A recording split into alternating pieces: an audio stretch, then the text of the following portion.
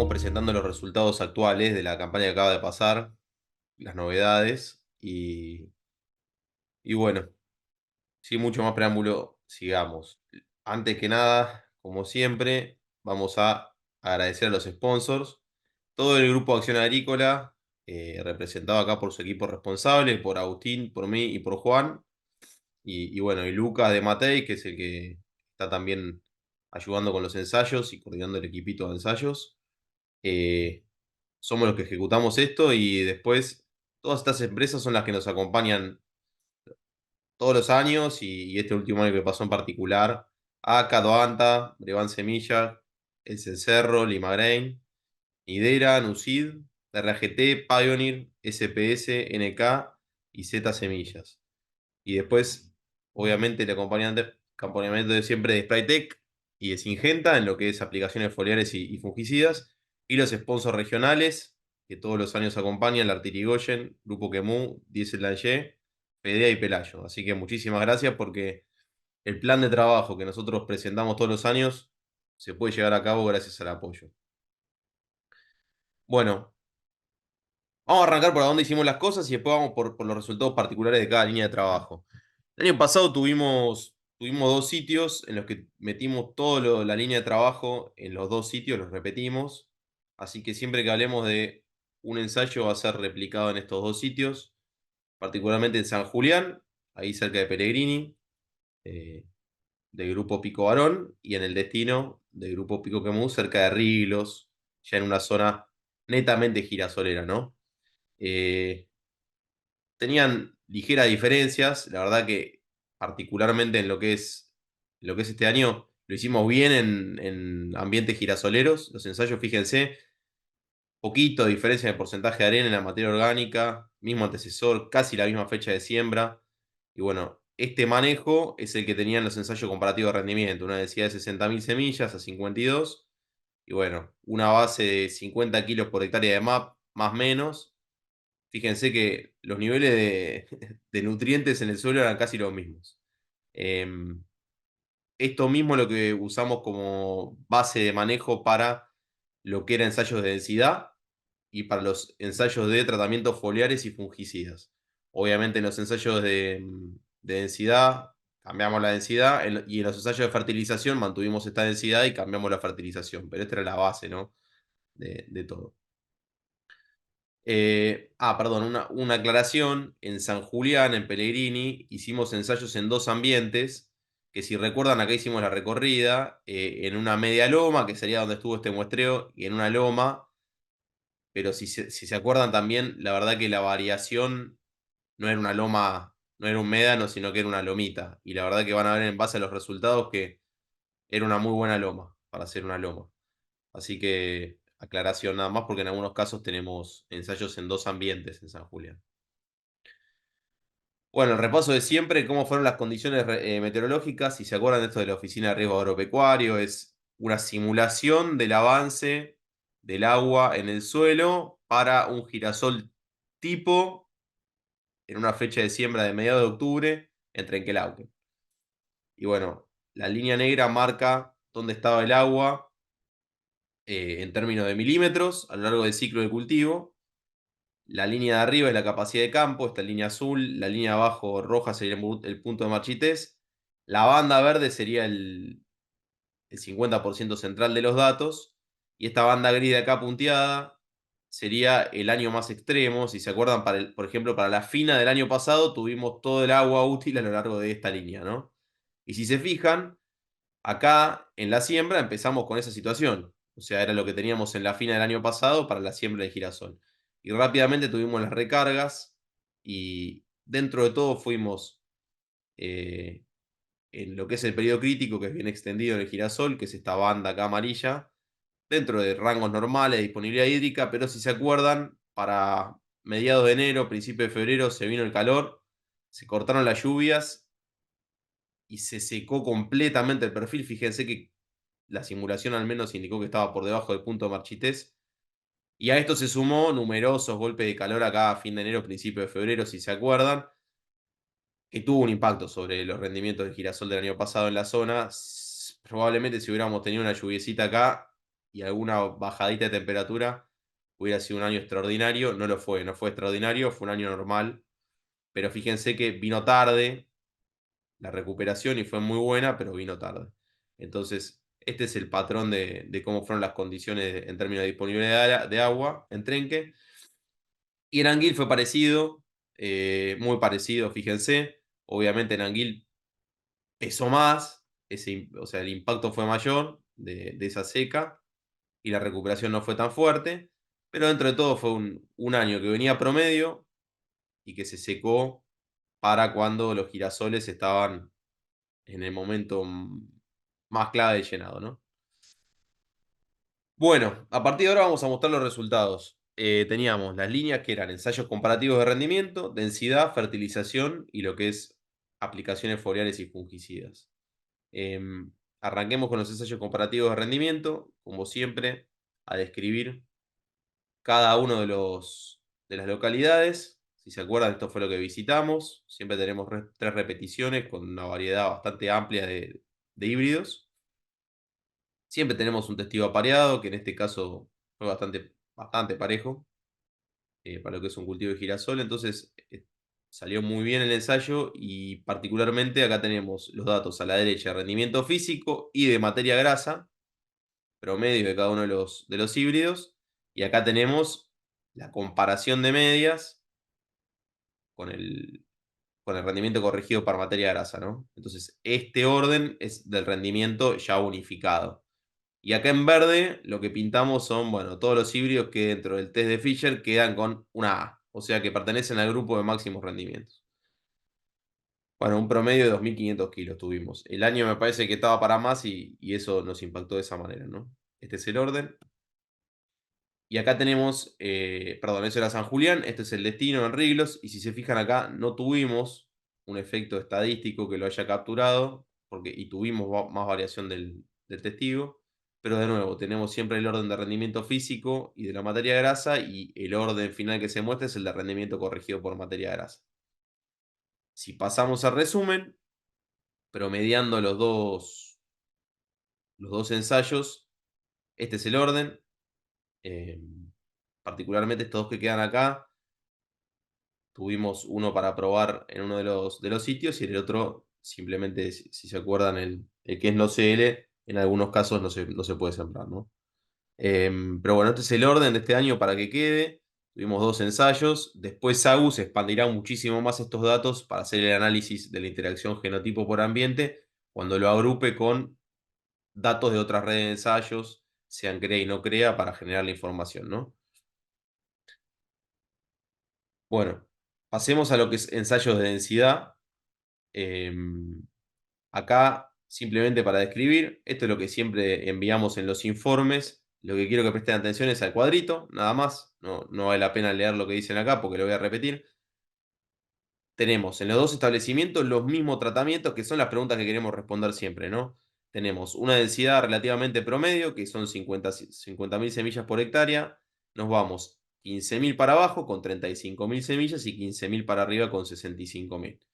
Y en los dos probamos 4 híbridos que tienen perfiles de comportamiento, largos de ciclo, formas en las que presentan la estructura del cultivo y que generan el rendimiento relativamente diferentes, y probamos entonces la interacción de estas trencias con estos 4 híbridos en los dos sitios.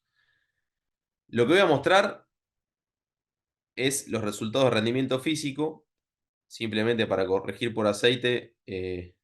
Tengan en cuenta, y AU seguramente lo muestre, que cuando bajamos la densidad, generalmente disminuye un poquitito la materia grasa porque aumenta la relación pericarpio-pepita, nada más, ¿no? Pero dentro de todo, para lo que es densidad, el rendimiento físico sigue el rendimiento corregido por aceite. O sea, es la mejor guía que podemos hacer cuando hablamos de densidad, es ver el rendimiento físico.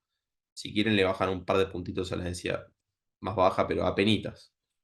Bueno, esto es San Julián, ahí en Pellegrini, en la media loma. Fíjense, este es el ambiente que fuimos a ver nosotros, que evidentemente había algo debajo del suelo que no alcanzamos a ver, porque fíjense que estábamos en 1.500 kilos por hectárea, en este caso, y fíjense las respuestas a la densidad con un óptimo para la mayoría de los híbridos en la media loma. perdón, la media loma en 50.000 semillas por hectárea. Y fíjense que las variaciones de rendimiento al bajar y subir la densidad no fueron tan amplias, pero sobre todo se penalizó un poquitito cuando bajamos la densidad. Entonces, más o menos en esta densidad promedio de 50.000 sembradas, tuvimos los mayores rendimientos. Alguna diferencia leve entre híbridos, pero ni siquiera lo pescó la estadística esta diferencia. Cuando pasamos a un ambiente de loma, tuvimos unos 250, 300 kilos más, fíjense, 1800 kilos. Vayan a saber por qué esas diferencias entre ambientes, pero eran muy parecidos un ambiente y el otro. Y fíjense que de nuevo parecería ser que lo que mejor funcionó parece ser, sea 50.000 semillas o apenitas debajo, pero no hubo mucha diferencia entre densidades, ¿no?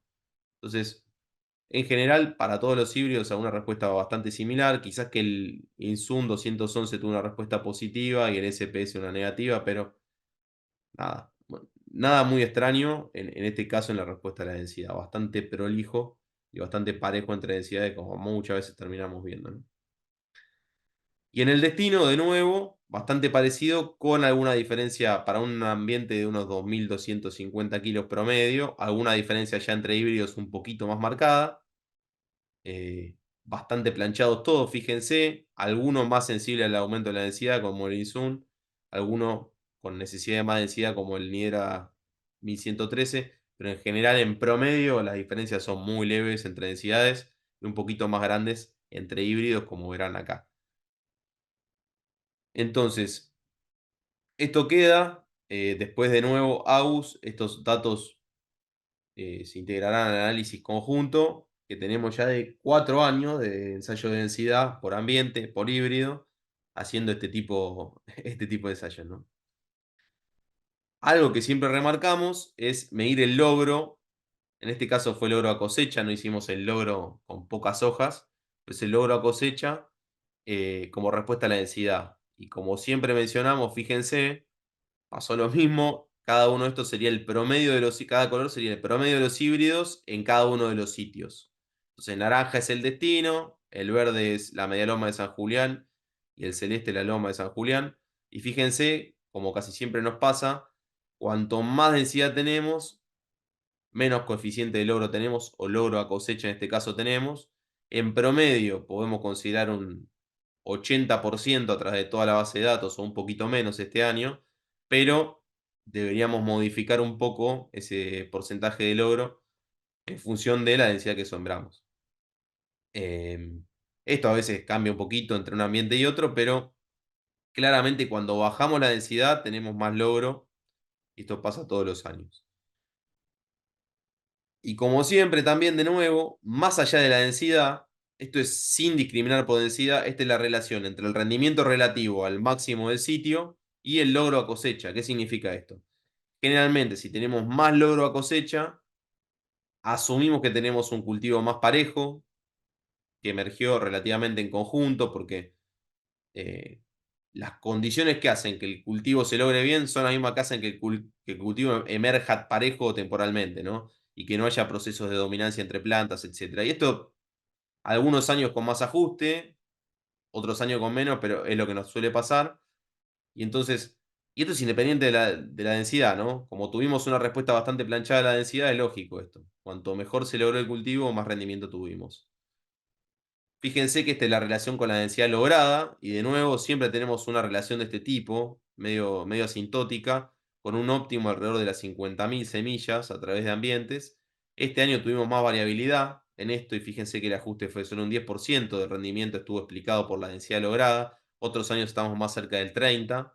Lo mismo que el logro a cosecha, este año explicó el 24% y hay años en los que está más cerca del 40%. Pero en general son dos variables que nos inclina a pensar, y aún lo va a mostrar de nuevo, que más allá del ambiente en el que estemos, en nuestra zona arenosa, con complicaciones para lograr el cultivo y para que emerja parejo y para que emerja bien, eh, alcanzar una densidad de intermedia alta, pero con un buen logro, sin espacios vacíos entre el canopeo y con una emergencia relativamente pareja que está asociada al buen logro, parecería ser una condición muy buena para el cultivo. Y eso nos mostraron de nuevo los datos experimentales este año.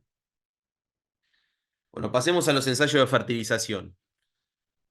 ¿Qué hicimos este año? Si se acuerdan, hasta ahora lo que veníamos haciendo era probar diferentes dosis de fósforo con un testigo sin fertilizar y con diferentes fuentes de fósforo, algunas con más salinidad, o sea, con un contenido de nitrógeno mayor y con un nivel de salinidad mayor, otros que parecían fuentes más neutras para tratar de eliminar el efecto fitotóxico de la fertilización fosforada, pero siempre en la línea y siempre con el objetivo de evaluar si el logro justamente cambiaba con diferentes fertilizantes, al mismo tiempo de que podíamos proveer al cultivo con el fósforo que necesita, porque sabíamos que de antemano todos los estudios indican que es una de las grandes variables que determina el rendimiento, ¿no? Que esté bien nutrido de fósforo el cultivo de girasol.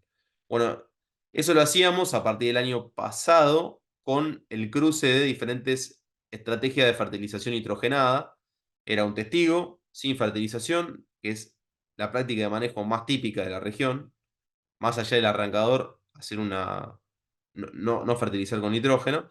Y después comparábamos dos estrategias en las que aplicábamos nada, entre 100 y 150 kilos de urea incorporadas a la siembra, es decir, una fertilización incorporada al suelo, versus una fertilización boleada entre B6 y B8, en un promedio en B7, tratando de imitar la demanda del cultivo, ¿no? Con esa segunda fertilización. Entonces, este año cambiamos un poquito, eso lo hicimos igual, el nitrógeno, fíjense, hay 3 tratamientos, sin fertilización, 70 kilos de nitrógeno incorporados a la siembra o 70 kilos de nitrógeno boleados en B7. Y después, estos son los tratamientos que hicimos este año. Cambiamos un poco el foco, como habíamos tenido poco éxito, por lo menos con la fuente que habíamos probado, cambiando fuentes y cambiando dosis para tener buenos resultados con la fertilización fosforada. ¿Qué quería decir eso? Siempre el testigo rendía menos, pero a partir de fertilizarlo con fósforo con 50 kilos de monoamónico, no podíamos encontrar la vuelta para que se sostuviera el coeficiente de logro al tiempo de proveerlo con fósforo. Siempre perdíamos logro y no generábamos tanto rendimiento, no importa la fuente y la dosis. Entonces este año, en lugar de cambiar la fuente, cambiamos el lugar donde lo aplicamos. Y fíjense, tenemos 50 kilos de MAP en el surco, 100 kilos de MAP en el surco, y después una mezcla en la que teníamos 50 en el surco y 50 abajo y al costado. O sea, con doble cajón y como marcan los libros, abajo y al costado del surco de la semilla, ¿no? Y la última opción sería 50 kilos de MAP en el surco y 100 kilos por hectárea de MAP abajo y al costado. Esto fue en San Julián y en el destino fue algo muy parecido, solo que en lugar de tener MAP de disponibilidad teníamos superfosfato simple, entonces lo que hicimos fue usar superfosfato y equiparar más o menos la dosis de fósforo del superfosfato con lo que hacíamos con el MAP. Entonces ahora vamos a ver los resultados de interacción de eso. Esto lo hicimos con dos híbridos, con el 3969 de NK y con el 1113 de Nidera. Eh, para comentarles, hice el análisis estadístico y van a ver que no hubo diferencias entre los dos híbridos. Rindieron, les digo, 50 kilos de diferencia entre uno y otro. Y las interacciones con la fertilización no eran tan fuertes, así que ahora lo que lo vamos a ver, más allá de que estaban el 3969 y el 1113, vamos a ver los efectos de la fertilización. Cualquier cosa, si quieren los datos, están separados por híbrido, pero acá lo que vamos a ver es el efecto de la fertilización. Entonces, esto es lo primero, fíjense, acá las dos figuras que vamos a ver ahora son, esto es para San Julián, tenemos el rendimiento corregido por materia grasa, o sea, lo que nos interesa como variable respuesta acá en el eje Y, y acá tenemos la cajita que agrupa los colores, como dice acá, es la estrategia de fertilización, fíjense, los colores. Y después, el grosor de la barra indica perdón, de fertilización fosforada y el grosor de la barra de fertilización nitrogenada. Entonces siempre tenemos, por ejemplo, acá el testigo de fertilización fosforada y acá tenemos sin fertilización nitrogenada, el testigo 0N, y después tenemos las dos alternativas. La más gruesa es incorporar a la siembra 150 kilos de urea, o sea, 70 kilos de nitrógeno.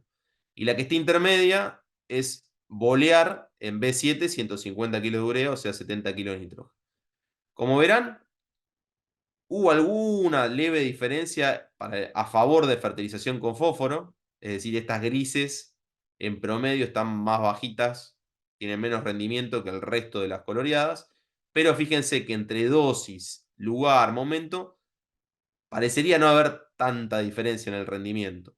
Después vamos a ver un resumen de todo esto, pero la única diferencia, más o menos consistente, fue fertilizar versus no fertilizar con fósforo. Y después, si se fijan, el nitrógeno lo que pasó es que la barra del medio, en todos los casos, siempre está por debajo que las otras dos. Es decir, bolear en B7 la urea al menos no colaboró en aumentar el rendimiento.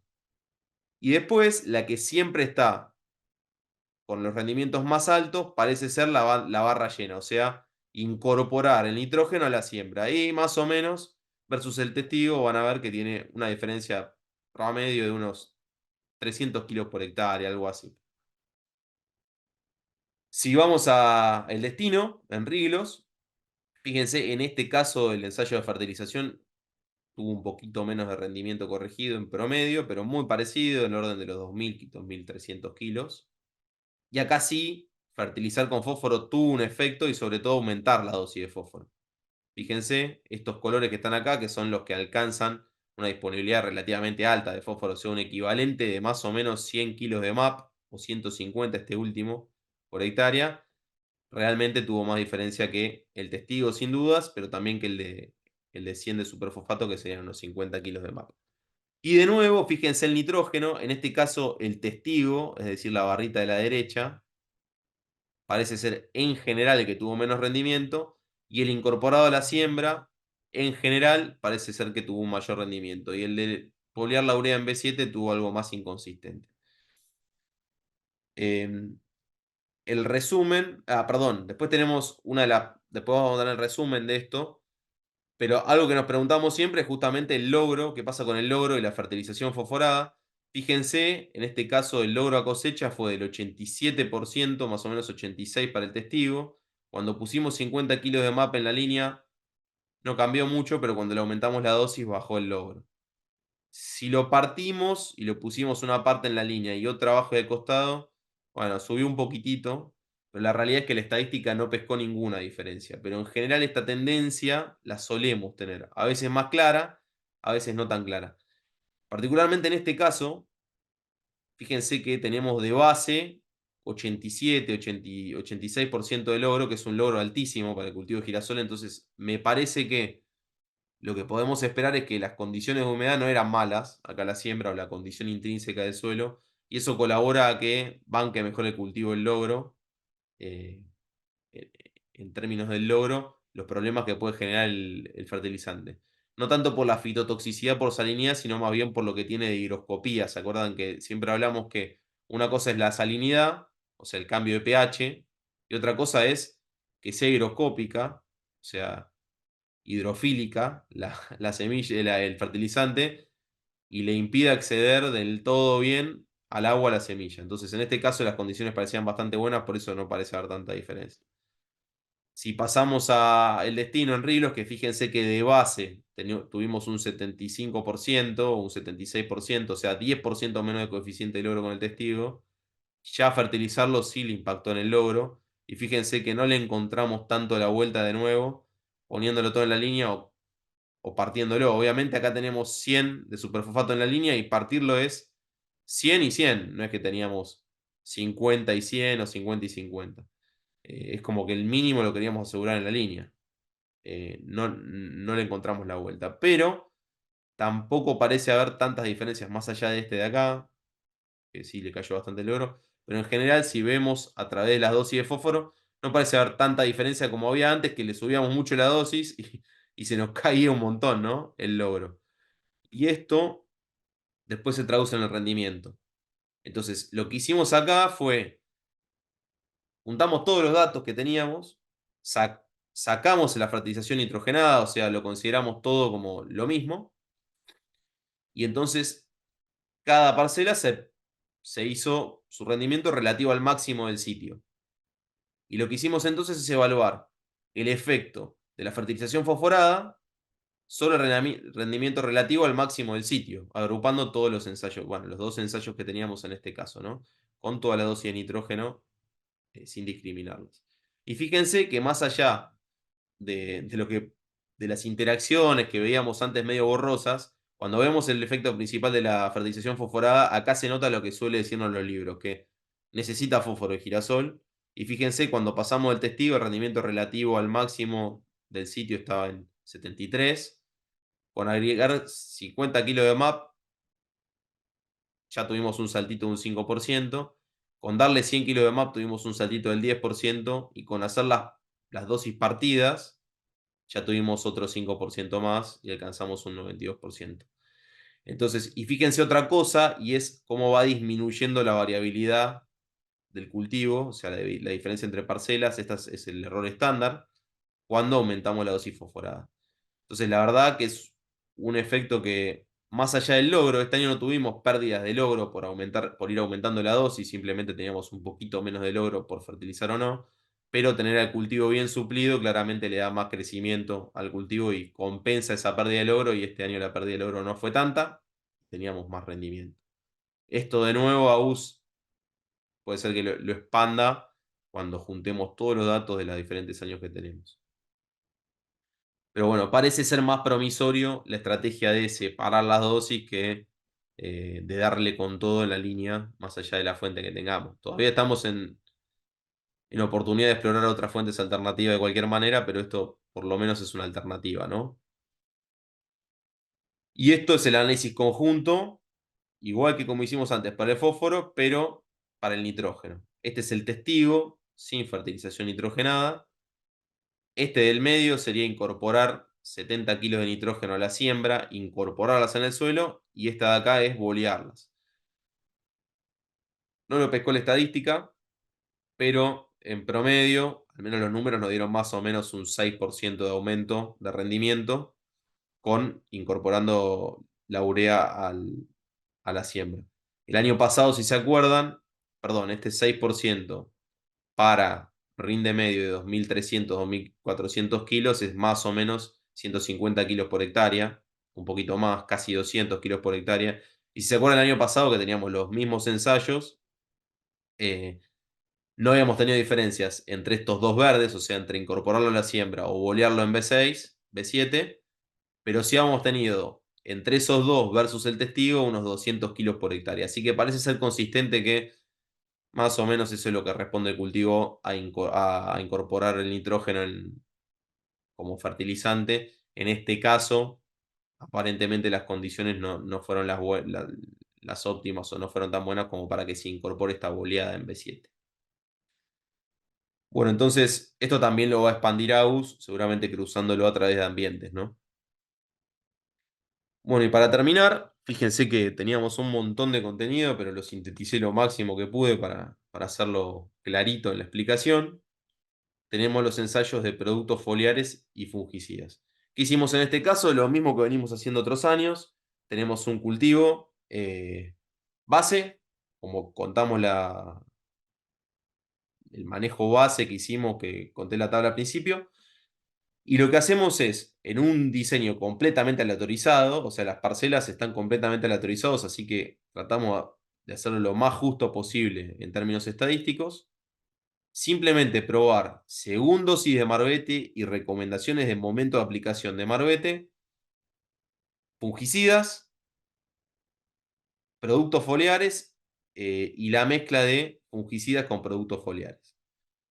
El resumen de lo que pasó este año lo vamos a mostrar ahora. Como siempre decimos, lo lindo de esto es cuando juntemos algunos ensayos más y podamos hacer un análisis a través de ambientes con una base más grande de datos, porque obviamente el impacto de esto sobre el cultivo de girasol depende muchísimo del ambiente, ¿no?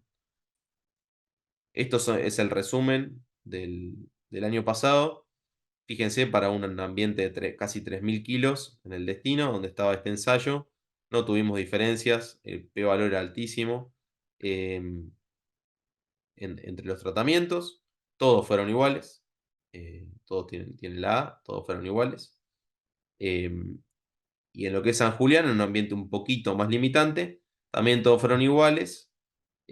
Lo que es importante es que en general, si observamos los que tuvieron una aplicación conjunta de un producto foliar y un fungicida, que era la pregunta que siempre nos hacíamos, tendió a tener unos puntitos más altos que el testigo en este caso.